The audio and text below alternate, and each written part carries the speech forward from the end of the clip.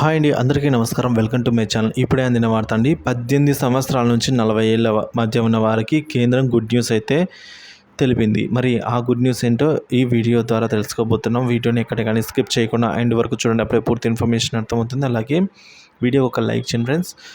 ఇక విషయానికి వచ్చినట్లయితే సామాజిక భద్రతా పథకం అటల్ పెన్షన్ యోజనలో కేంద్ర ప్రభుత్వం మార్పులు అయితే చేపట్టే అవకాశం ఉంది. ఈ పథకం కింద అందించే పెన్షన్ మొత్తాన్ని ఈ అంశాన్ని కేంద్రం అయితే పెంచాలని పరిశీలిస్తోంది. గ్యారంటీ పెన్షన్ మొత్తాన్ని 5,000 నుంచి 10,000కు పెంచాలని చూస్తోంది.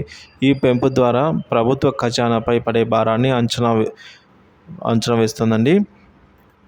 అటల్ పెన్షన్ యోజనను మరింత ఆకర్షణీయంగా తీర్చిదిద్దడంతో పాటుగా గ్యారంటీగా ఇచ్చే మొత్తాన్ని పెంచేందుకు ఉన్న అంశాలను ప్రభుత్వం పరిశీలిస్తోందని సంబంధిత వర్గాలు తెలిపినట్టు ఆంగ్ల పత్రికల్లో అయితే కథనాలు వస్తున్నాయి.